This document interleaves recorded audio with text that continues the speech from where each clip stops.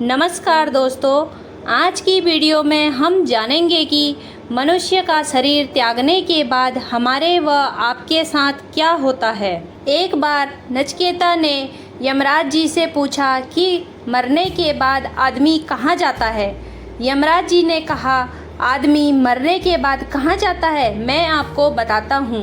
जब आदमी की मृत्यु होती है तब उसकी प्राणवायु निकलती है, उसकी आत्मा निकलती है और वह सूक्ष्म शरीर में प्रवेश कर जाती है। अब मैं आपको यह बताता हूँ कि सूक्ष्म शरीर कौन सा शरीर होता है।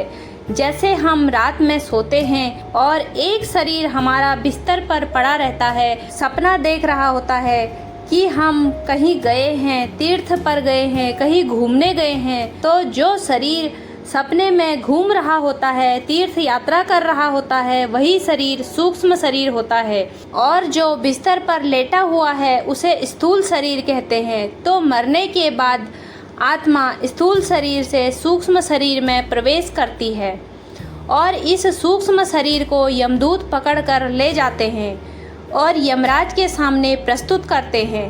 फिर यमराज वहाँ पर उन आत्माओं को 13 दिन का इंतजार करवाते हैं। जब तक उन आत्माओं की तेरही न हो जाए, उनकी तेरही में किया गया पुण्य मनुष्य के खाते में जोड़ा जाता है। उसके बाद सारे पाप पुण्य का हिसाब किया जाता है। तो जब उस मृत व्यक्ति के नाम से तेरही में ब्राह्मणों, गांवों और गरीबों को भोजन कराया जाता है, तो वह पुण्य उस मृत व्यक्ति को मिलता है।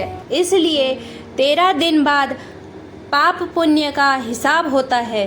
14वें दिन यमराज जी उस मनुष्य को अपने सामने बिठाते हैं और उस मनुष्य के जन्म से मृत्यु तक जो भी कर्म किए होते हैं वह सब उस मनुष्य को दिखाया जाता है और बताया जाता है कि तुमने कितने बुरे काम किए हैं और कितने अच्छे काम किए हैं, कब किसको मारा है, कब किसको रुलाया है, कब किसे लूटा है, कब किसकी हत्या की है, कब किससे गलत संबंध रखे हैं, वह सब वहाँ दिखाया जाता है। तब उस समय वह आत्मा बहुत लज्जित होती है और सोचती है कि यह मैंने क्या किया। यमराज जी कहते हैं, क्या यह सब कार्य करने के लिए तुम्हें धरती पर भेजा गया था, जो तुम यह सब करके आए हो। तब उस मनुष्य के पास, उस आत्मा के पास पछताने के अलावा कोई दूसरा रास्ता नहीं होता। तो दोस्तों, मनुष्य अंधेरे में भी जो पाप करता है उसका भी हिसाब वहाँ लिखा होता है।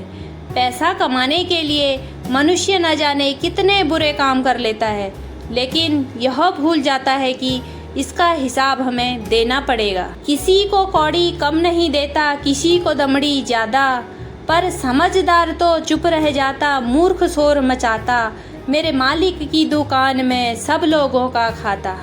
कहने का मतलब बस यह है कि कोई कितने भी बुरे काम कर ले, बचेगा कोई भी नहीं। तो इस प्रकार यमराज जी सारा हिसाब किताब करवाते हैं। उसके बाद यमराज जी अपने दूतों को आदेश देते हैं, उनका जो भी लेखा जोखा है सारा बताओ। वहाँ यमराज जी के दूत 1 मिनट में ही पूरे जीवन का हिसाब बता देते हैं कि किसने कितने पुण्य किए हैं और किसके कितने पाप हैं। मान लिया जाए कि एक मनुष्य का पाप 50% है और पुण्य सिर्फ 5% है, तो अब उस मनुष्य को 84 लाख योनियों में भेज देते हैं, जो मनुष्य द्वारा किए गए पाप दंड को भोगने के लिए। सबसे पहले तो कुछ दिन नरक में भेजा जाता है और नरक की यातनाएं दी जाती हैं, जहाँ बहुत बड़ी बड़ी कढ़ाइयाँ होती हैं। रौरव नरक में, महारौरव नरक में, कुंभी पार्क नरक में, तामिश्र, कामसूत्र, ऐसे ही 28 नरक हैं। कहा जाता है कि जो महिला दूसरे पुरुष का संग करती है उसे शुक्रमुख नरक में डाला जाता है, या जो पुरुष दूसरी महिला का संग करता है उसे भी इसी शुक्रमुख नरक में डाला जाता है। और वहाँ एक लोहे का पुरुष होता है, एकदम लाल, गरम, जला हुआ, और वैसा ही पुरुष के लिए भी वहाँ लोहे की स्त्री होती है, बिल्कुल लाल, तपती हुई। फिर जो महिला या पुरुष गलत संबंधों में रहते हैं उन्हें उन लोहे के गरम महिला पुरुष से चिपका दिया जाता है, जिससे मनुष्य बहुत तड़पता है, चीखता है, चिल्लाता है, लेकिन वहाँ उनकी चीख पुकार सुनने वाला कोई भी नहीं होता। फिर यमराज जी के दूतों द्वारा कोड़ों से मार भी लगाई जाती है और इसी तरह उन्हें बहुत सारी यातनाएं दी जाती है जो कि बहुत ही दर्दनाक होती हैं।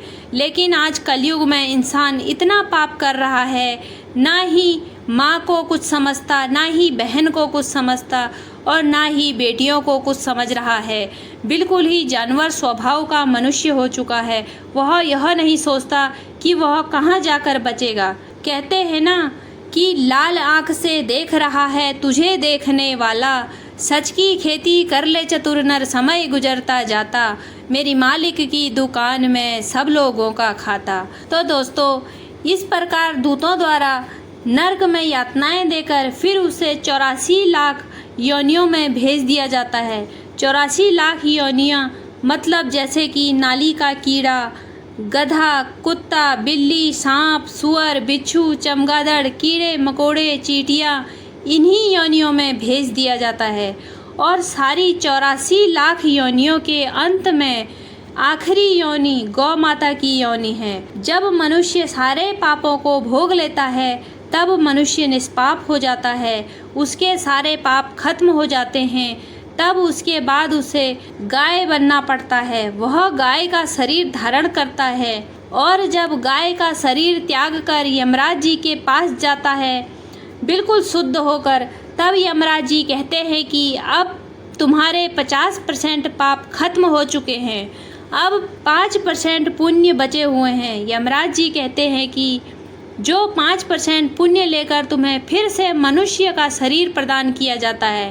तो दोस्तों, यह मनुष्य तन हम लोगों को गलत काम करने के लिए नहीं मिला, बल्कि यह मानव शरीर हमें आत्म कल्याण के लिए मिला है। मनुष्य जरा सी सुख के लिए गलत काम को अंजाम दे देता है और अपना लोक परलोक सब बिगाड़ लेता है और फिर नर्क की यातनाएं झेलनी पड़ती हैं। दोस्तों, यह सब छोड़कर हमें सिर्फ भगवान में मन लगाना चाहिए, हमें भगवान की शरण में रहना चाहिए। यही मानव जीवन की सार्थकता है। भगवान का नाम ही अंतिम सत्य है। राधे राधे, जय श्री कृष्ण।